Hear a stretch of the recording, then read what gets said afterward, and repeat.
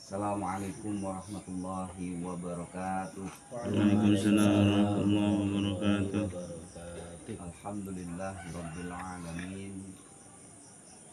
Wassalatu wassalamu ala imamil muttaqin wa qaidil mujahidin sayyidina Muhammadin nabiyil amin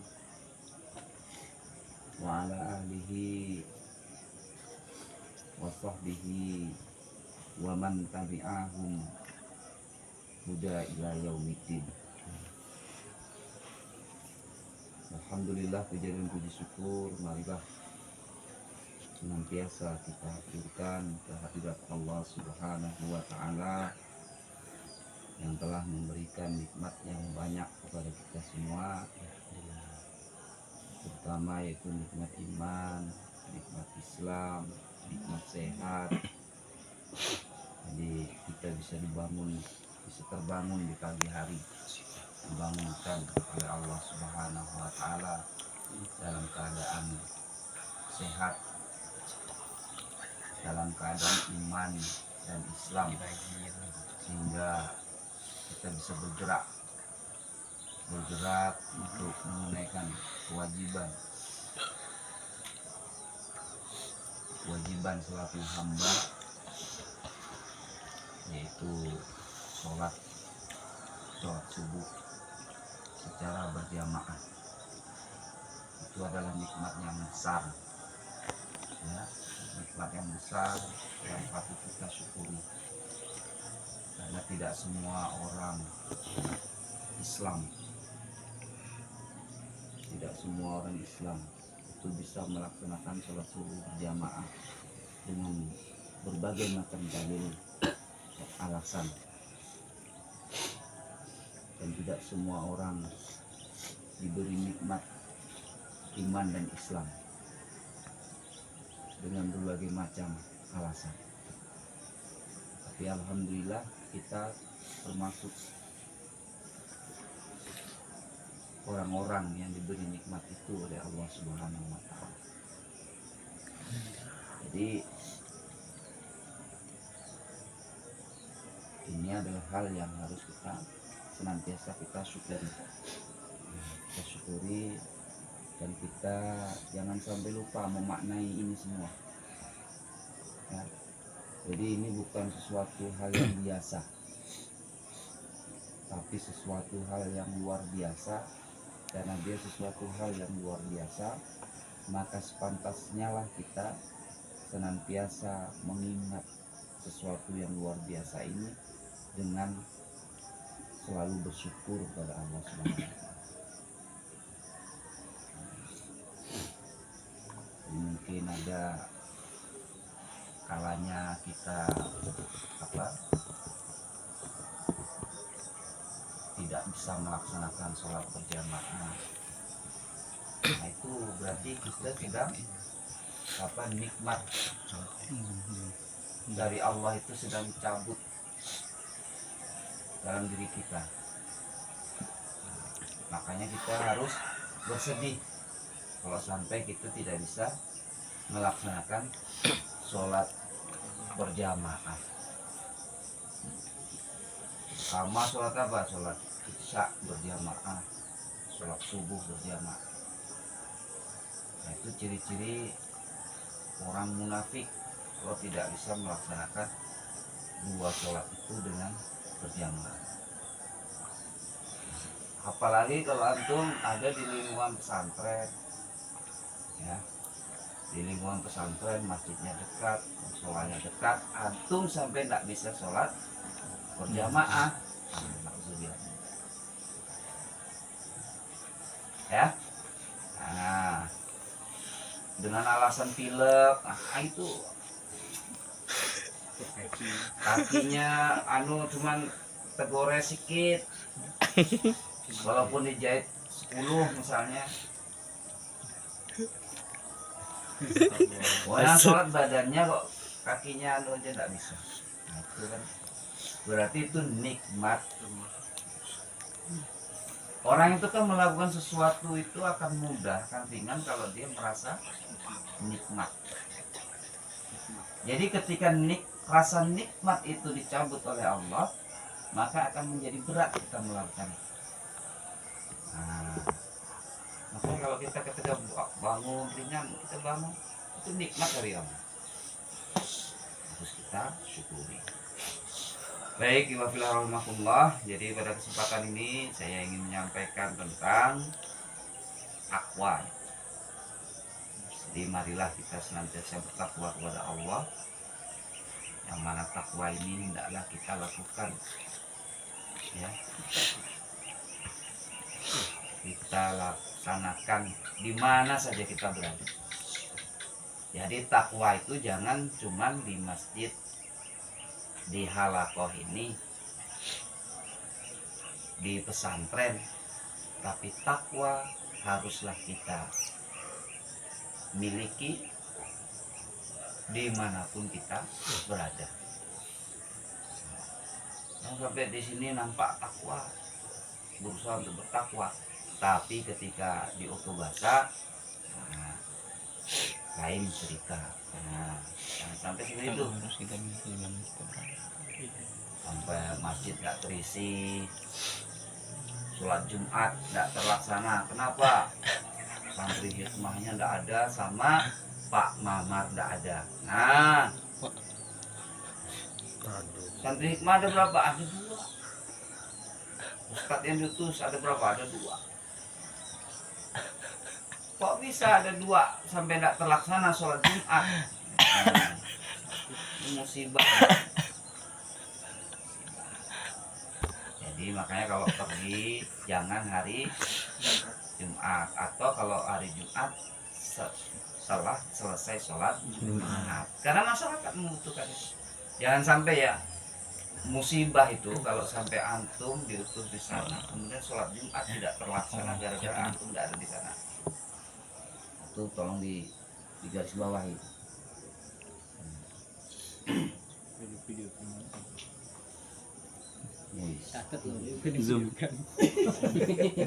Zoom live streaming. Nah, ya nih live streaming nih. Waduh. Nah, kemudian takwa itu kunci dari segala hal. Kunci dari segala hal yaitu takwa. Takwa kunci dalam ibadah. Takwa kunci dalam mencari rezeki. Takwa kunci dalam masjid.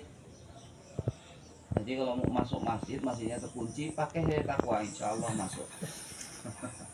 Takwa.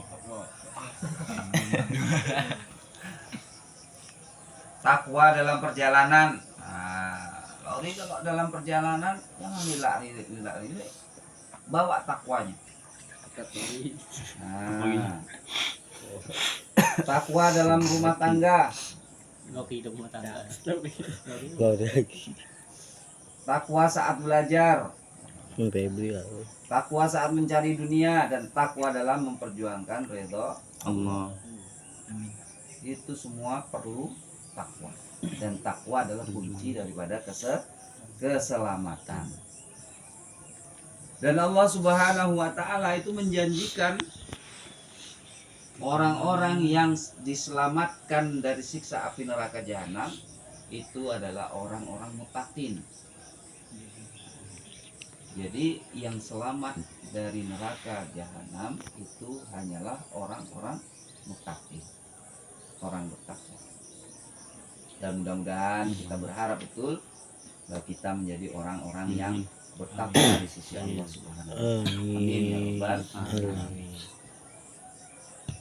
Jadi banyak perintah-perintah Allah. Banyak, walaupun masih banyak perintah-perintah Allah yang kita tidak sanggup menyempurnakannya. Betul nggak? Betul nggak? Banyak perintah Allah yang belum kita sanggup untuk menyempurnakannya. Dan banyak larangan-larangan yang kita tidak sanggup menjauhinya. Betul nggak? Betul. Namun kita tetap harus menjalankan kewajiban kita untuk taat kepada Allah. walaupun kondisi kita masih banyak belum mampu menyempurnakan perintah Allah ataupun menjauhi larangan-larangan Allah, tapi kita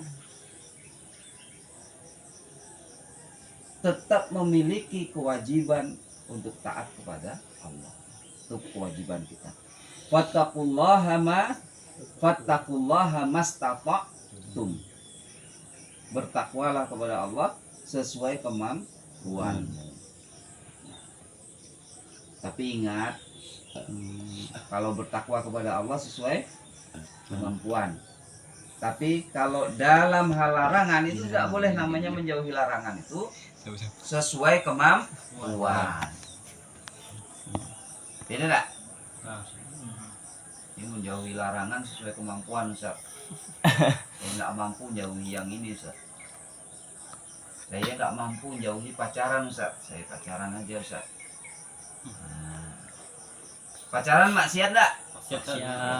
Maksiat. Dosa itu orang pacaran.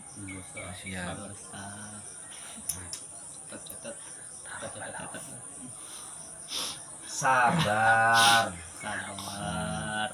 Kuncinya tuh sabar. Kalau jodoh enggak akan kemana.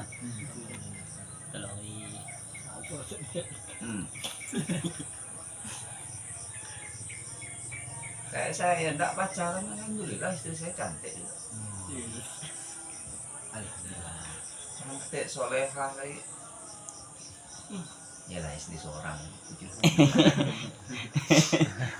Kalau sampai istri Lauri yang muji istri saya, curiga saya. Ya saya lah yang muji istri saya. Getah-getah. Enggak pacaran, alhamdulillah. Begitu sudah ada niat mau nikah, fasenya udah nggak mampu lagi, nggak nikah gitu kan, harus nikah. Nah, alhamdulillah Allah kasih jalan. Dengan modal 4 juta sudah bisa menikahi anak orang. Juta lebih. 4 juta. 4 juta. Hidup di emperan. Tapi saran saya, itu kan pengalaman saya. Kalau bisa itu kumpulkan itu. Sekarang Apa 10. ya, kalau sudah memang udah, intinya mulai sekarang udah usah mikirkan pacaran, tapi siapkan saja. Nah, jadi nanti kalau sudah ingin benar menikah, sudah punya uang tabungan. Supaya apa?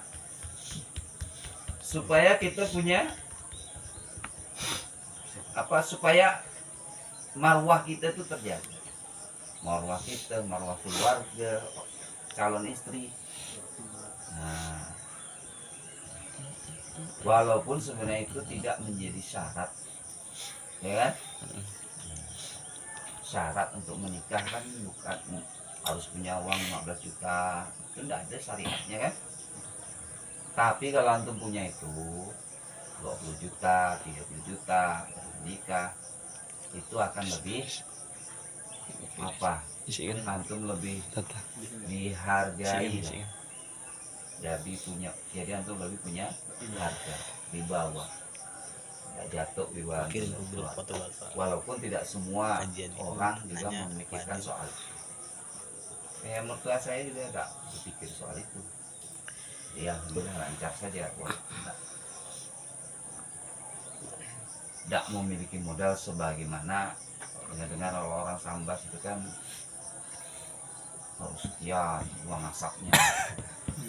Sedikit juga asapnya sekian. Dapang. Namanya. Nah, jadi tadi dalam hal larangan tidak boleh menjauhi larangan Allah sesuai kemampuan. Apa yang dilarang Allah maka harus sebenarnya kita hindari lahir dan batin. Pacaran dilarang oleh Allah, udah usah pikir panjang lagi. Kalau dilarang Allah pasti baik, yakin ya, pasti baik. Oh, udah dilarang Allah. Wala, dalilnya apa? Ada enggak dalilnya jangan pacaran gitu? Enggak ada. Adanya wala taqrabuz zina. Jangan kamu dekati zina. Orang pacaran itu dan dekati zina.